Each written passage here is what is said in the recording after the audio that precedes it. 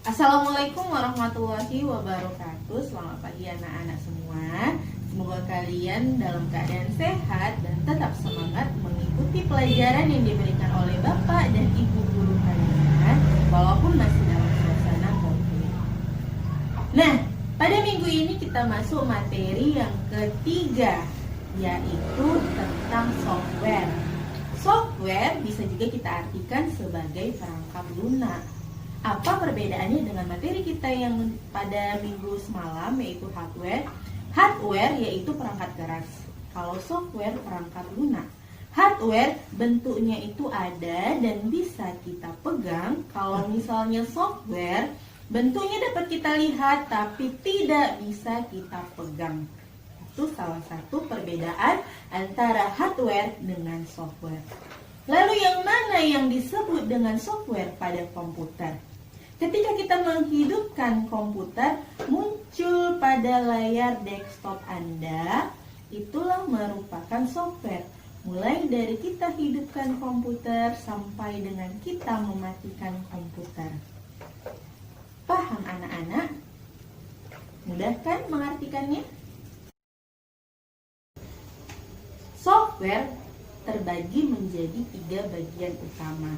Yang pertama itu tentang sistem operasi, yang kedua tentang bahasa pemrograman, dan yang ketiga tentang program aplikasi. Nah, pada minggu ini kita akan pelajari materi yang pertama ini terlebih dahulu, yaitu tentang sistem operasi.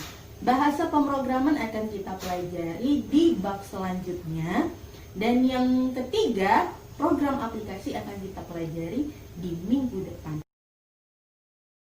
Sistem operasi adalah penerjemah, penghubung, dan jembatan antara manusia dengan komputer. Kenapa memerlukan penerjemah atau jembatan? Karena komputer dan manusia memiliki 2 bahasa yang berbeda. Manusia menggunakan bahasa Indonesia, bahasa Inggris, bahasa Jawa, bahasa Batak, dan sebagainya. Sementara komputer tidak mengenal bahasa itu semua.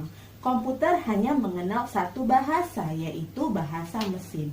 Contohnya, ketika kita menggerakkan kursor pada mouse atau kita mengetikkan huruf atau angka pada keyboard, maka disinilah tugas dari sistem operasi tersebut.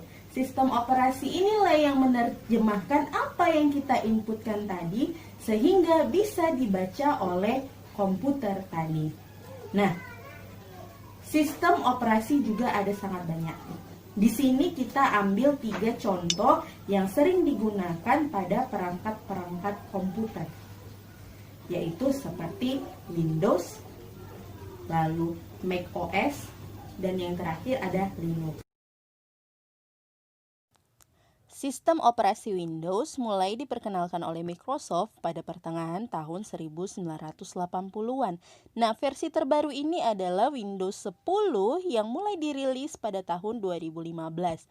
Microsoft Windows merupakan sistem operasi paling populer di seluruh dunia.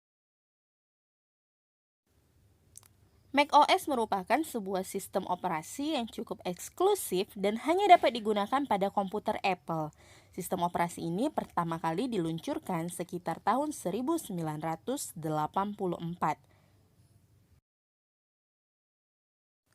Linux merupakan sistem operasi dengan sumber terbuka atau open source. Artinya, kode program ini dapat dikembangkan lagi. Tetapi dibandingkan dengan Windows dan Mac OS, pengguna Linux lebih sedikit. Nah, biasanya ketika kita membeli suatu perangkat, maka sistem operasi tersebut sudah ada di dalam perangkat itu. Komputer tidak bisa digunakan jika sistem operasi tersebut tidak ada di dalamnya. Dari penjelasan materi kita pada minggu ini, silahkan catat poin-poin penting dari penjelasan Ibu tadi, lalu fotokan dan kirim melalui grup WA. Sekian materi kita pada minggu ini. Assalamualaikum warahmatullahi wabarakatuh.